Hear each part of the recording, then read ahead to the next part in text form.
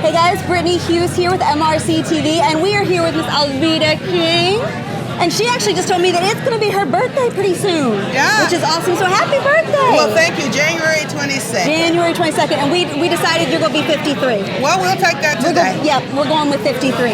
I love having you here, and I know you come as often as you can every single year pretty much. You are one of the biggest pro-life proponents in the movement today. And I just wanted to ask you, I mean, obviously as your relationship with one of the greatest civil rights leaders in the United States, if not the world, who marched in this very city for human rights and for human dignity, how do you see what we do every single year at the March for Life as it parallels that versus tomorrow, for example, when the Women's March is going to come in and demonstrate for the exact opposite thing? Yeah.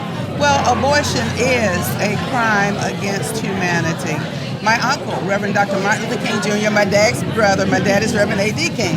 But Martin Luther King Jr. said, when we value the human personality, we won't kill anybody.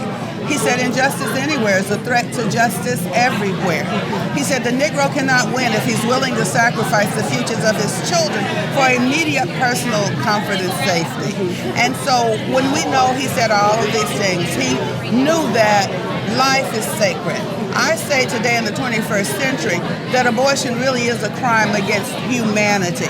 I care about women's rights. I'm a woman. I even experienced abortions, unfortunately.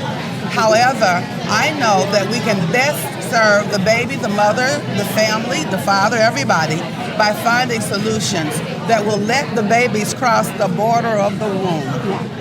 Well, and this is one thing that I know that the left likes to try to turn into a racial issue in particular, because of course they're all about divisiveness and pitting one group against the other. But we have seen how often places like Planned Parenthood specifically target minority communities and black communities, and that oftentimes those women and black children are the ones who suffer the most. Can you talk a little bit about that and how you see that as fitting into the larger pro-life issue? What I'm hearing today from every ethnic group, all young people get it. The science says it agrees with the Bible. God created one blood, one human race.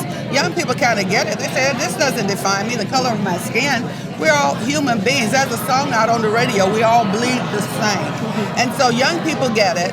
And so we have to get away from the argument of racism.